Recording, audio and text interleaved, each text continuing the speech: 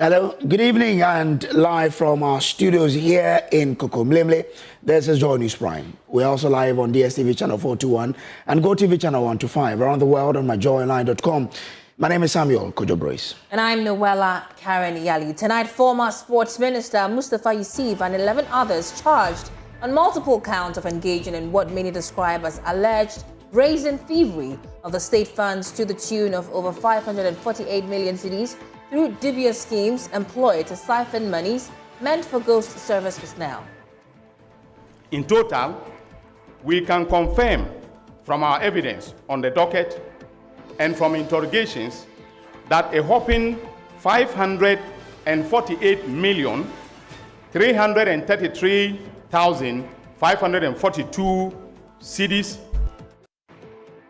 Also coming up, tension is mounting in Samreboi in the western region as a group of irate youths blocked roads in front of the Samatex Timber Company protesting the arrest of illegal miners in a nearby forest reserve. Also, National Road Safety Authority (NRSA) sounds the alarm over a disturbing rise in road crashes, injuries and death, urgently calling on the National Security Coordinator to deploy police officers from the Motor Traffic and Transport Department to accident-prone black spot across the country.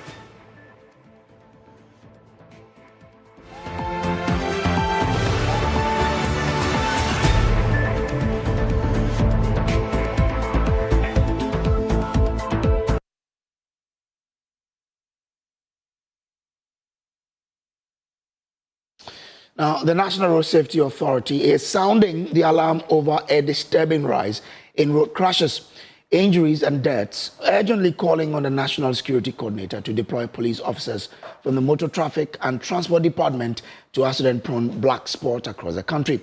In a letter dated June 11, 2025, the NRSA linked the surge in fatal accidents to the visible absence of traffic police. Now, he is warning that without immediate action, more lives will be needlessly lost on Ghana's roads. Here are excerpts of that statement. And as you can see on your screens, it says 12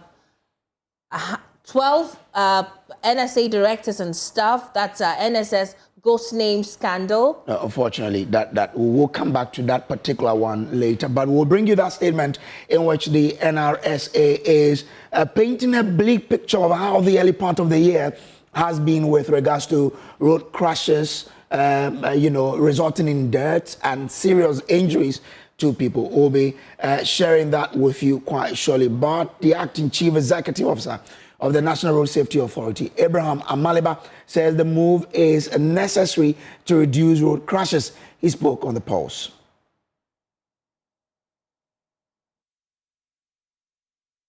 On our roads in Ghana, every day 6 people die following road crashes.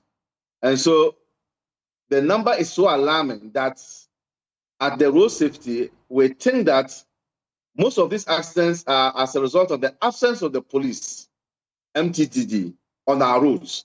It therefore allows the drivers to overspeed.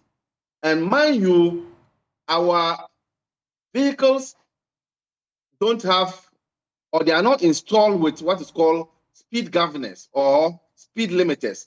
So they go above the required, kilometers per hour. So we are saying that let's bring back the police, not on the entire road, but just on the areas that these accidents occur, so that once there's visibility and the drivers approach those areas, they will slow down.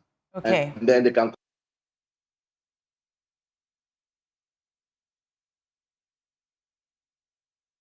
Well, let's now bring you the statement by the National Road Safety Authority, painting a picture about the accidents in the country in the first part of the year. It says the National Road Safety Authority wishes to bring to your attention the escalating road traffic crashes, injuries and fatalities in the apparent absence of police, motor traffic and transport department personnel on our roads. This worrying development was a key concern during a recent stakeholder engagement on road safety prompted by your earlier correspondence to the NRSA. It continues to say that the stakeholders noted the absence of police MTTD personnel on our roads in recent times. There was a strong consensus that this may be contributing to increased traffic violations, particularly speeding, which remains a major factor in severe crashes. Consequently, there was a strong call for the immediate deployment of MTTD personnel to identify the high-risk areas, otherwise known as black spots, to enhance enforcement of road traffic regulations and deter reckless driving. Now, consequently, says in light of this, the NRSA respectfully reiterates the stakeholders' call for the immediate deployment of MTTD personnel to black spots as a decisive stopgap measure to stem the tide of avoidable crashes while awaiting the full implementation of the Traffic Tech GH system. Now, visible policing on high-risk corridors will significantly reduce speeding and other dangerous driving behaviors that contribute to fatalities. Now, we look forward to your kind consideration and prompt action on this matter, as road safety remains a shared and collective responsibility.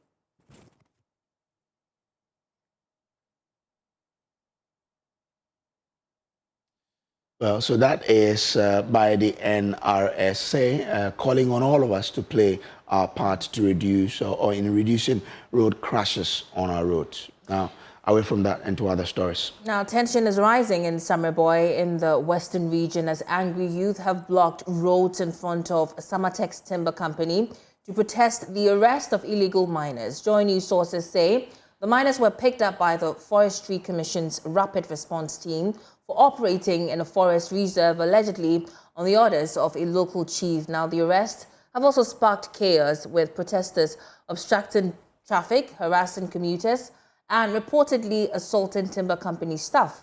Now, this comes just days after the IGP's task force pulled out of the area, and police have since called for reinforcement. Well, our colleague Erastus Asaridonko has been monitoring this and is joining us with more on this development. Erastus, you've been monitoring this closely. What more can you tell us? Yeah, Kojo, currently as we speak, the IGP has ordered men to come to the ground. And so we have a team of FPU and local police in Samreboi who have come to calm tempers. Many of the people have run away when they saw the police coming in. Now we have a number of the policemen patrolling the area, and some of them besieging the premises of Samatex, the company in the town. I must say that the Samreboi township itself falls within a number of forest reserves. It's at the center of forest reserves. And the Samatex company has been cutting timber from that area and also been afforesting the forest for a very long time now. Yeah. And that's what makes it a hotbed for illegal mining activities.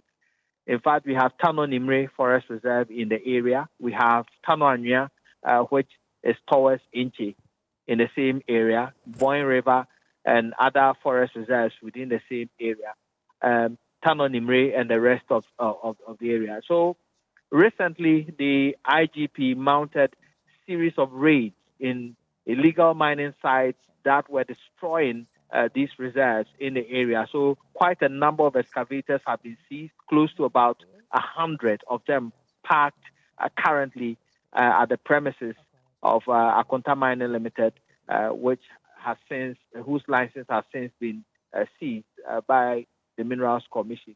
And so the rotation of the team of the IGP is constant. Once in a while, he changes the team. So currently, the team has been changed. And that is where the Rapid Response Team stepped in, and they found a number of people mining within one of the forest reserves, and they arrested them. Okay. And this is what has caused the illegal miners to stage that demonstration today. Okay.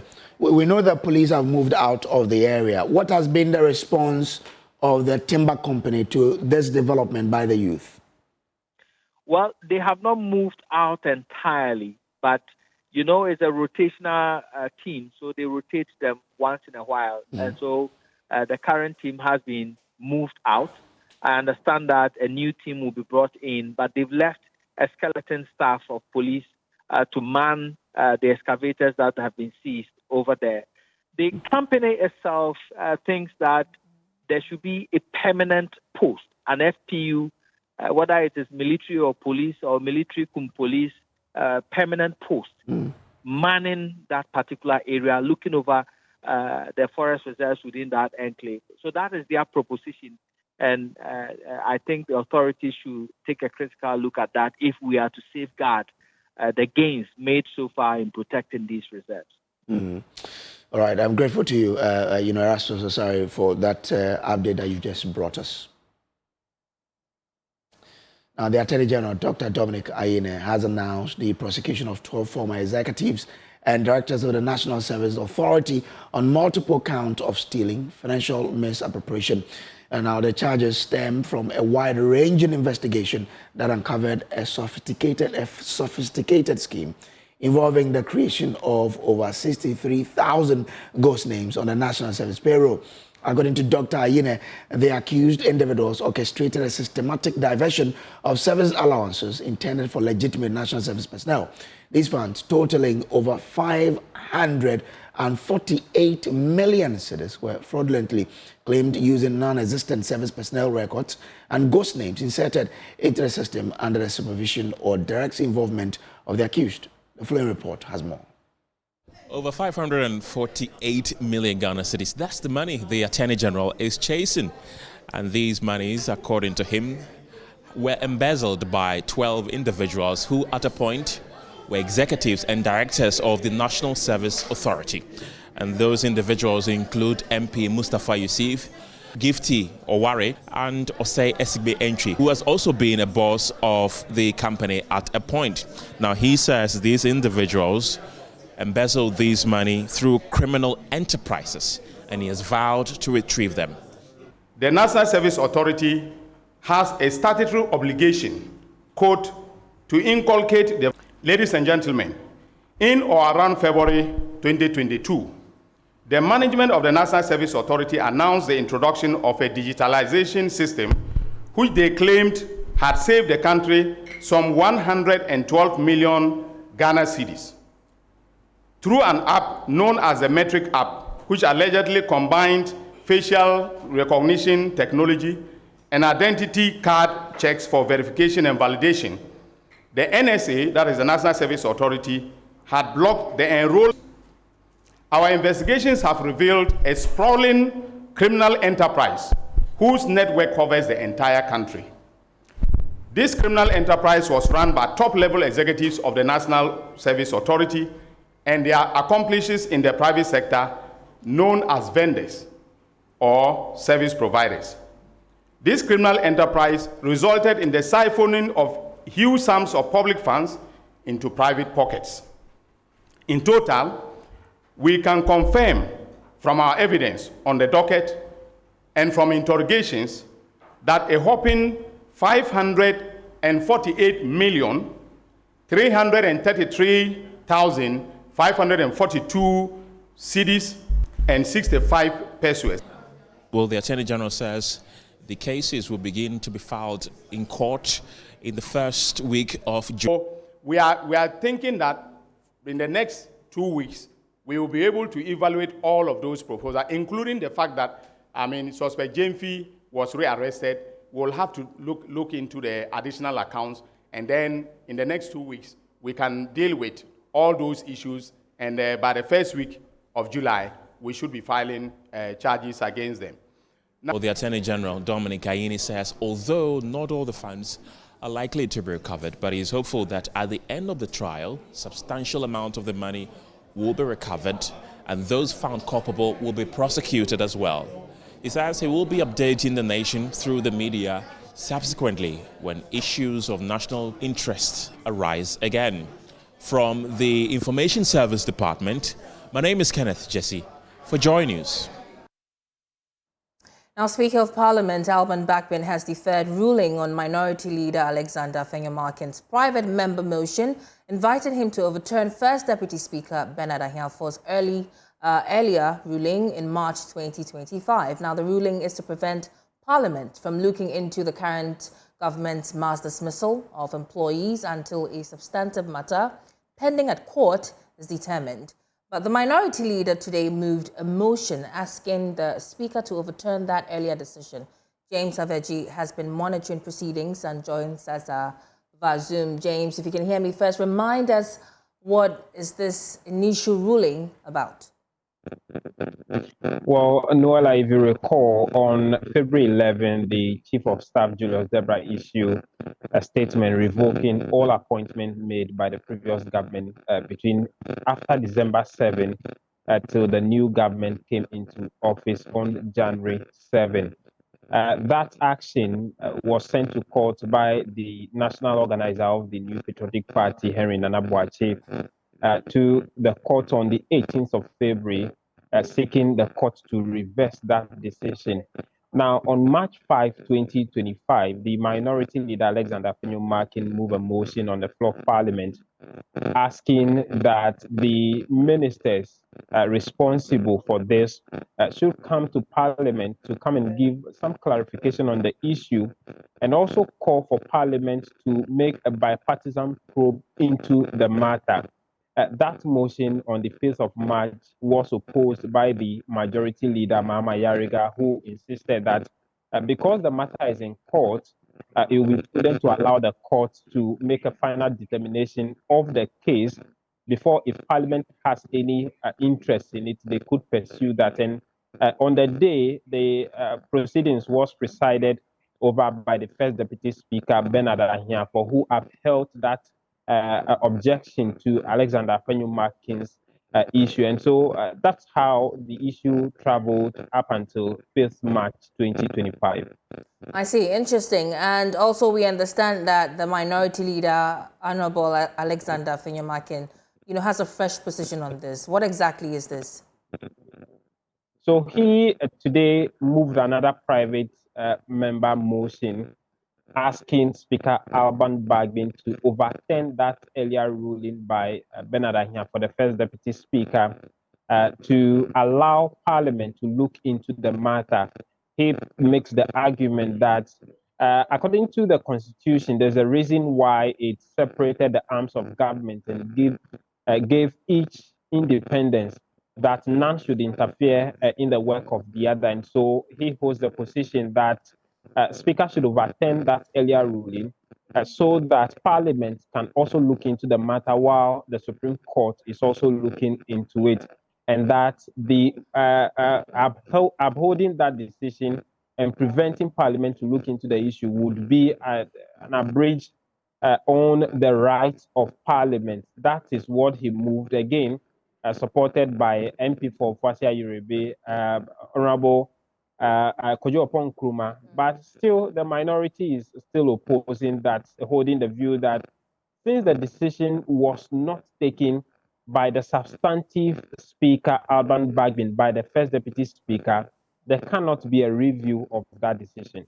And I understand that, interestingly, the Speaker also admitted the motion, drawing some inferences from Afenyo-Markin's own, position on a similar matter. You want to tell us about that? In fact, Speaker says he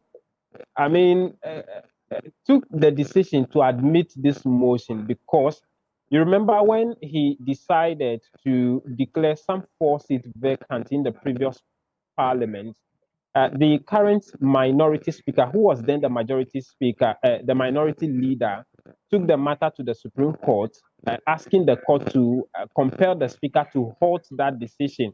The speaker stated the position he's stating today, that the judiciary cannot, hold the legislature to ransom. And so, despite the fact that he sent the issue to court, does not mean that his decision to declare those 4 seats vacant should be stepped aside. It dragged on and on and on. And so the speaker said, look, it is because of a certain wisdom that he took that position. And so he personally admitted this so that it would travel the long haul for him to make a final ruling on it to serve as precedent for future engagement. And so he admitted it. There was some few debate on it. We expect that by next week, somewhere next week or so, the speaker should give a detailed ruling on this, and we will know whether he would maintain his earlier position that Parliament should proceed on issues, whether they are in court or not, or he will, uphold the earlier ruling by the first Deputy Speaker that the matter should first be determined by courts before Parliament look into it, or otherwise. Noella. James, thank you so much for that update. And my colleague James has been reporting from the Parliament House here in Accra. Because the minority have raised concerns over the delay in disbursement of common funds to the assemblies over a week after the Finance Minister's announcement. Finance Minister Dr. Kesla Tufosun told Parliament on Tuesday, June 3, the government has released 987 million cedis to the District Assembly's Common Fund for onward disbursement to the MMDAs. A week on, the minority say no money has hit the account of the assemblies. Habib Idrisu is Deputy Minority Whip. Your assemblies are crying, they are dry. Your DCs, they are hiding, they are doing nothing in your assemblies. To an extent that they can, even the MPs, you can ask your colleagues in the majority side, when they go to their constituencies, there's nothing. So your Minister of Finance will come and promise us that he has released money. Meanwhile, there is nothing at the assemblies. And that's not how it is done. No assembly has been given one kobo. No, I have made my cross-check, and there's nothing that has been released on the statutory fund. The minister responsible for education just entered. He's an MP for Tamale South. Tamale Metropolis, no release has been done 6 months up to now. No single release has been done. What will they use to manage the assembly? You appoint people, and yet you cannot provide them the necessary funding for them to be able to run. So, Mr. Speaker, with respect, the majority leader must make follow-up and let us know exactly when the monies will hit the assembly for them to start work. Now, here's the majority leader's response to this. I have personally cited the communication from the Finance Minister to the Controller and Accountant General releasing the funds. If a member says on this floor that funds have not reached the assemblies, I'm unable to confirm that. I am also unable to use a verbal assertion by a member on the floor as statements of facts. But they are not statements of facts. I haven't received the testimony of one chief executive that he has not received any funds at his assembly. Be that as it may, I will follow up. I will check if the funds haven't hit, but I saw the letter releasing about 2 weeks ago, not even a week ago, 2 weeks ago.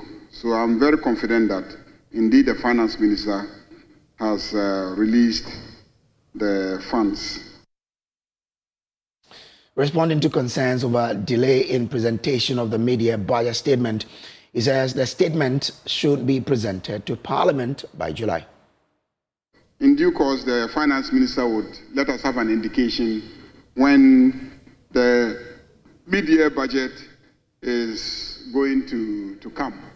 I think that we are mid-year now, and so anytime in July, I think in July it will come. I wasn't at the last cabinet meeting, so in July, I'm told by my one of my ministers who was in attendance that perhaps in July we will have the mid-year budget presented to us.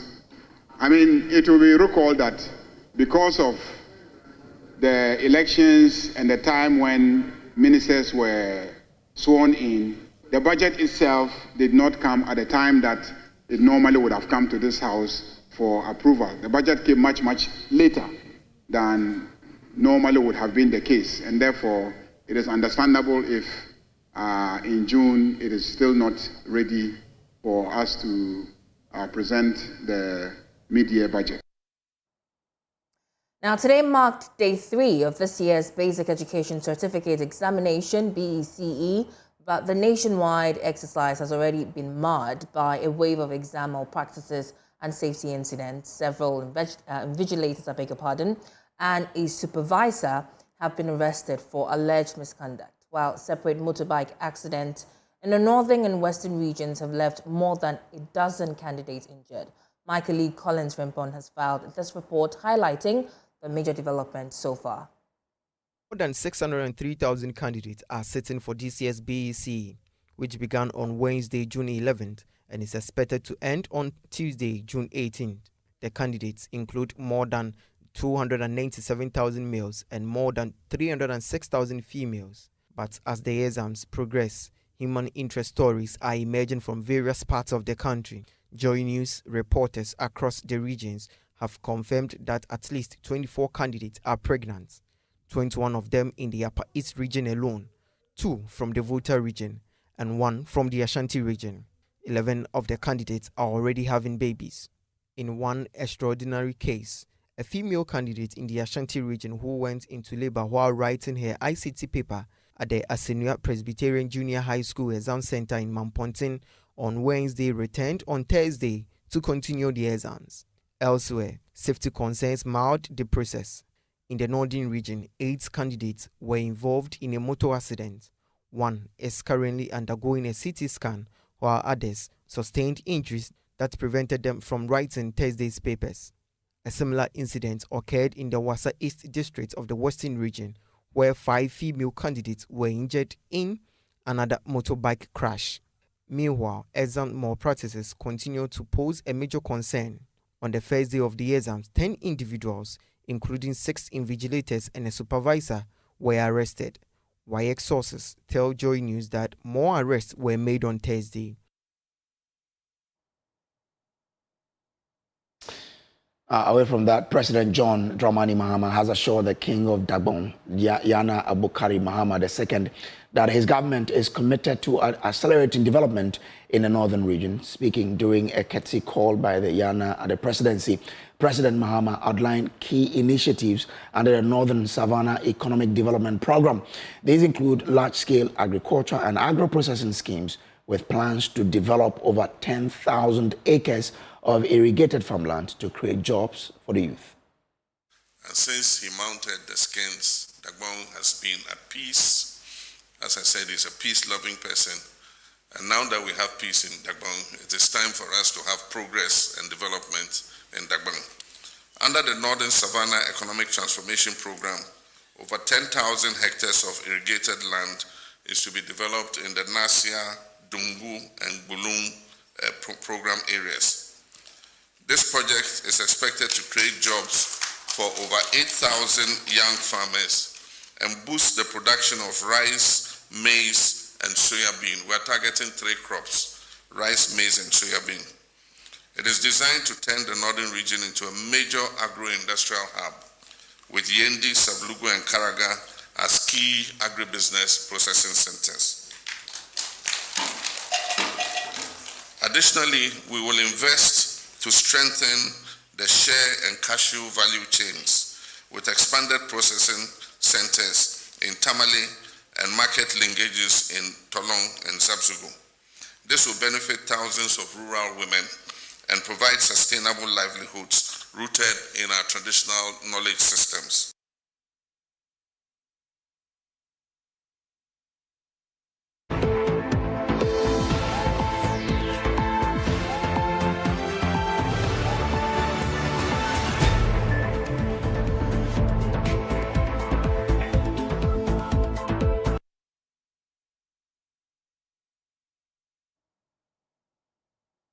Well, you're still watching Joy News Prime. We're taking a quick break here, and we're back with more.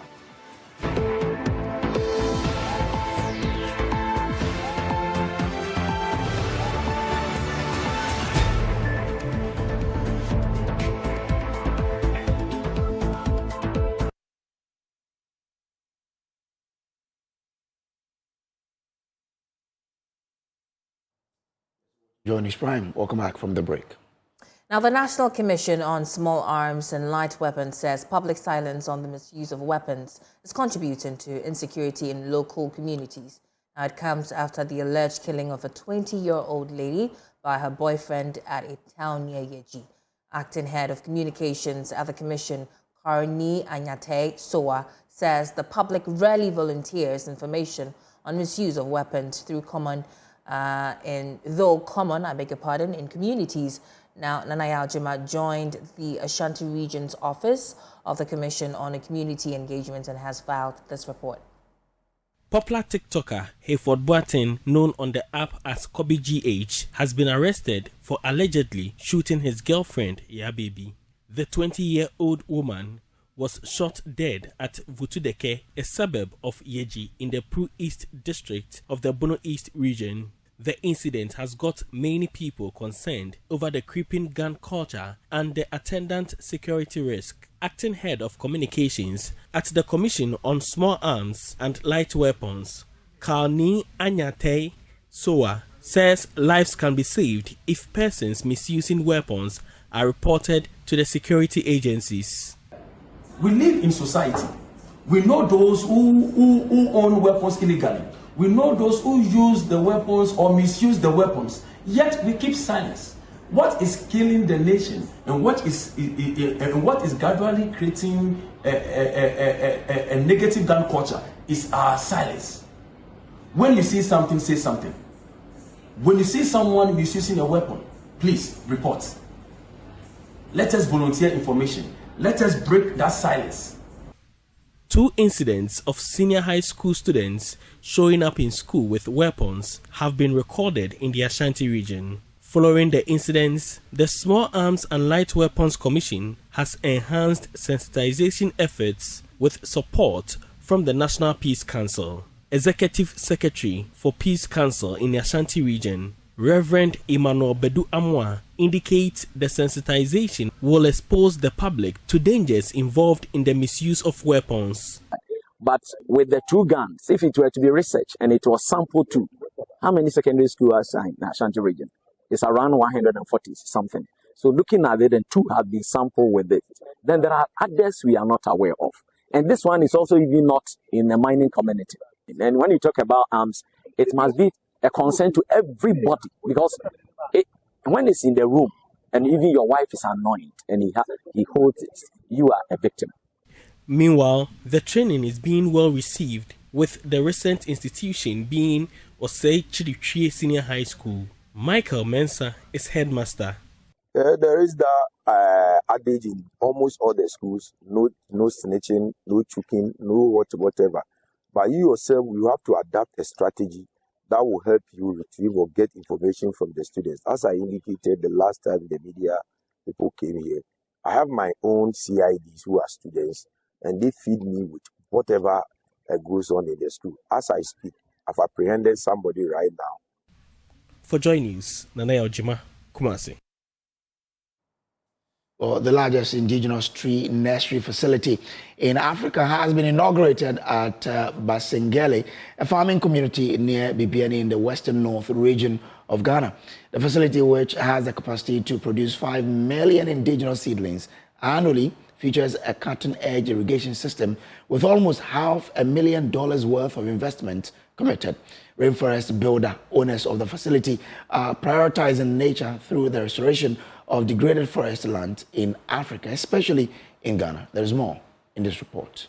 With a current workforce of 600 and capacity to increase to 900, the company, through its Aquaba project, has so far restored more than 1,500 hectares of degraded forests across the Upper Wassa, Amiaso South and Amiaso East forest reserves in less than 2 years. The company, in partnership with the Forestry Commission, as part of its long-term commitment, hopes to restore 2,000 hectares of degraded land, with 350 hectares expected to be restored in June 2025 as part of the Tree for Life initiative championed by President John Dramani Mahama.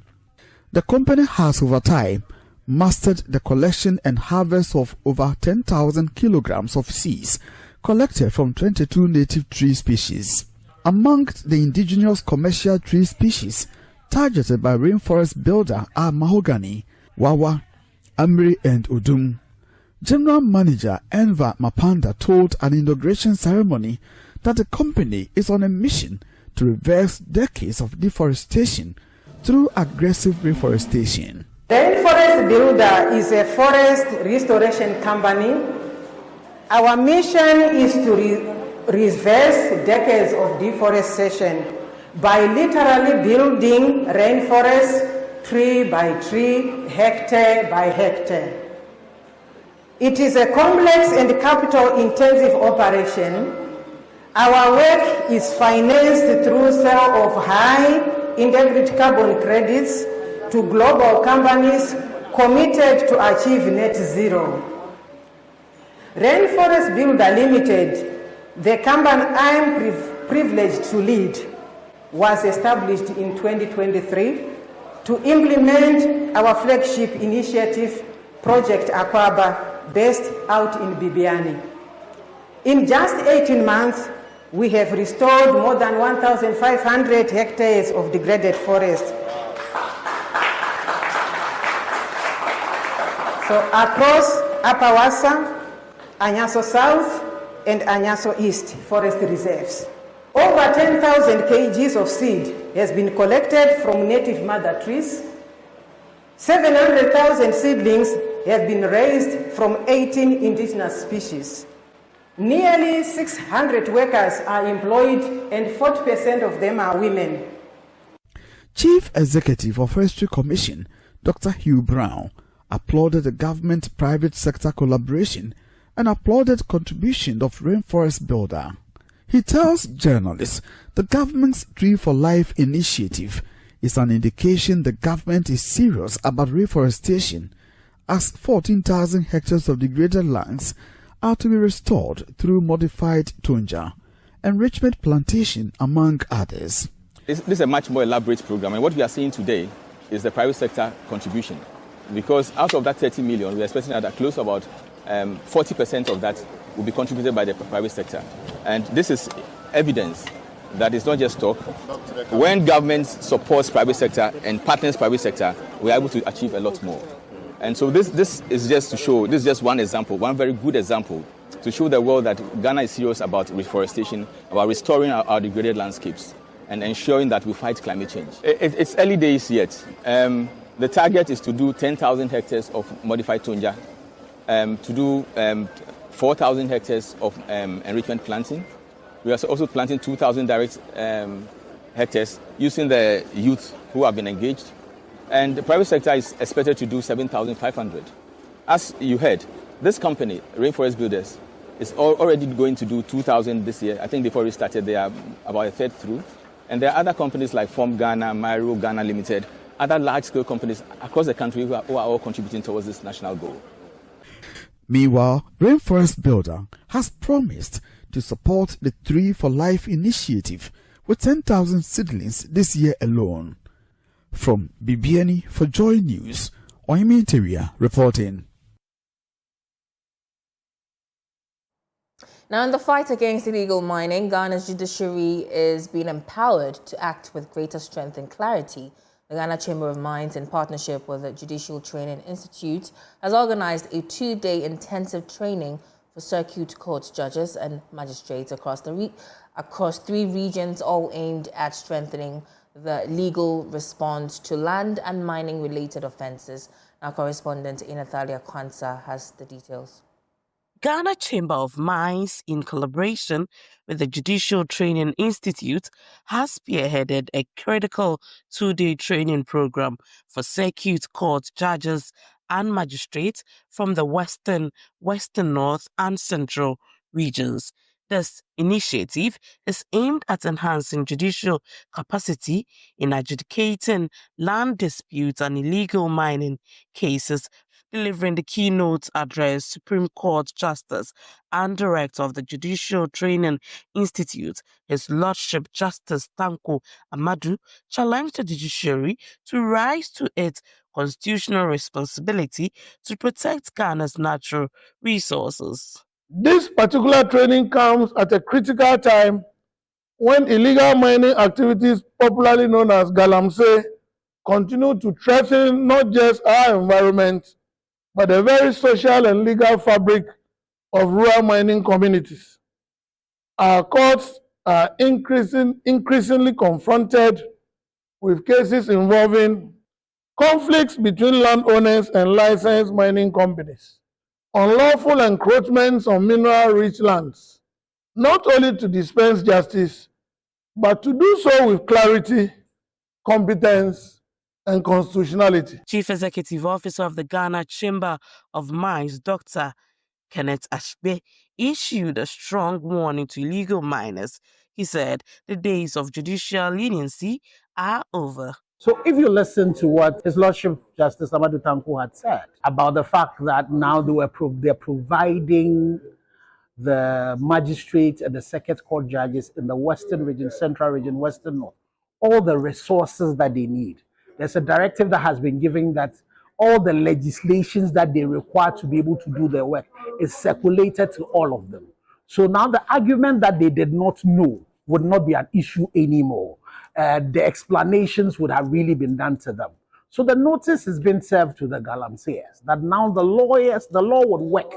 When the cases go to court, the right laws are going to be applied in the right way. So it would mean that because now, as His Lordship had said, that they would be watching all these judges, the judges would also be particular about what happens. And everybody would need to know that the laws will work. We have enough laws in this country to be able to regulate this particular country. Joy News in Athalia, Kwanza, Western Region. 90% of critical and tragic medical cases admitted at the critical ward of Komfo Teaching Hospital require urgent blood transfusions from the blood bank. The unprecedented demand levels of the blood are putting a strain on the blood bank of Ghana's key referral hospital, creating dire blood shortage as accidents and emergency cases surge. The transfusion medicine unit at CARTH is entreating the public to eschew misconceptions and partake in safe blood donation exercises to support life-saving efforts. There's more in this report. Patients suffering from emergencies, including serious injuries from accidents and natural disasters, are often in need of blood transfusion. The Komfo Teaching Hospital uses an average of 80 units of blood, equivalent to 80 people a day, and further supplies other health facilities, enforcing more pressure on its blood bank. Principal Blood Donor Manager at CARTH Transfusion and Medicine Unit, Shadrach Afolapia, described the restocking of the bank as a necessity. Blood cannot be manufactured. If someone needs blood, we need to take it from another person to be transfused to the one who needs the blood. And one thing I want the public to know is that Komfo is a referral center. When somebody is referred to Komfo, most of the times we need to attend to the person on the spot. And if blood is required, it is necessary that blood must be available at all times. We don't have to wait to call someone to come and donate at that moment before we get the blood to. So if you are out there and then you've never donated before, I will encourage you. He was speaking at a blood donation event organized by the Calvary Charismatic Center in Kumasi in celebration of the 69th birthday of the founder and senior pastor of CCC, Rainforest Builder. The initiative, launched by the pastor, aims to rally church members and the public to donate blood to hospital blood banks in efforts to address the critical shortage at Komfo Teaching Hospital. According to Pastor Rainforest Builder, the blood donation drive is the only way to use his influence to support lives at the hospital. The people of CCC, especially the young ones, so long as they support me, I want to use that influence. Because you know the older ones, they cannot donate blood, but the younger ones can do that. So long as I have the influence, I want to use that to help people to donate blood to help other people. In fact, one of the things I can always say about CCC is that people that started with us for 40 years, we've been doing the same thing. And I can tell people that we don't change. Some donors also spoke about the benefits and their readiness to participate. So for 8 years now, I've done it. And my motivation is that, in fact, I learned it saves lives. So when I heard it for the first time, I got motivated that if I should also donate, probably I will save a life.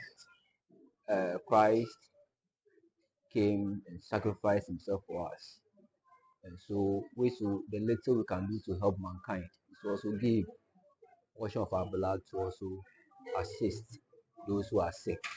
So that is my motivation. Because of what Christ did for me, I also want to at least donate. For Joy News, my name is Cleansing Yeboah.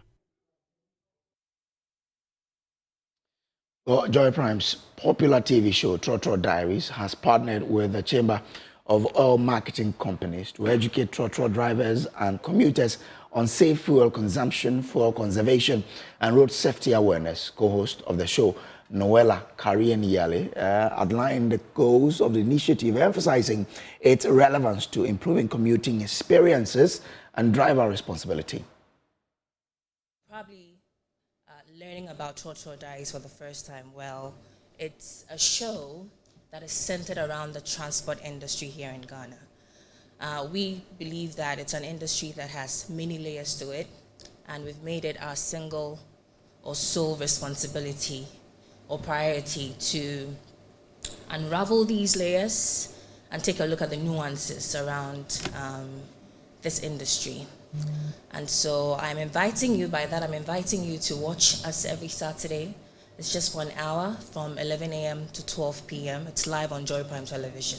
Now, our TRO system is the lifeblood of our urban mobility in Accra and beyond, serving millions of commuters daily. Now, yet it faces critical challenges from fuel quality concerns and safe fuel consumption. I'm sure if I should do a quick scan around the room or vox around the room, I'm sure there are so many concerns that you would share or experiences that you would share at the pump stations, where some people would say they bought fuel paid for 3 liters or 4 liters and they were given 3 liters.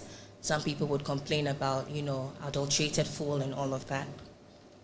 So together with COMAC, we are embarking on an educational campaign to visit select TRO stations across Accra. Our mission is clear: to empower drivers and passengers with vital knowledge on fuel quality, safe and responsible fuel use, fuel conservation techniques, and crucially, road safety awareness, including understanding road signs, traffic laws, and driving ethics. So by this partnership, it goes beyond education. It's about fostering a dialogue, bringing together fuel marketers, transport unions, regulatory bodies, and commuters to really collaboratively build transport systems that is safer, more efficient, and cost-effective. So on behalf of TRO Diaries, I want to express our deepest gratitude to COMAC for entrusting us with this vital role, and we're excited to leverage our platform and reach to amplify the important message and drive real change on our roads. Now, in case you didn't know, well, Sunday is Father's Day, and so Ghanaians will join the rest of the world to celebrate International Father's Day. And it's a day set aside to honor the sacrifices, the love, the guidance of fathers and father figures who play vital roles in shaping families and communities. Across the country, many will take time to show appreciation through special messages, gifts, and family gatherings. We hit the streets to find out what qualities people see in themselves that they believe they inherited from their fathers. Daddy, thank you for all what you've been doing for me. I appreciate you and all your efforts you put in my education and that of my siblings. God richly bless you. I just love him. I like how he's brought me up and everything, how he's taking care of me. And then I just pray I also reach certain heights to also pay back for all that he's done. So what crucial message do you want to send to your dad today? That I love him and I appreciate everything he's doing for me. My dad is a very good person to me. He has been taking care of me since my childhood to schooling and completed. But now I'm working. So I thank him for what he has done to me. I would like to send a message to all fathers out there, wishing them a happy Father's Day, most especially to Isaac Malco Pami. Yes, a happy Father's Day to you, and then a happy Father's Day to every male out there.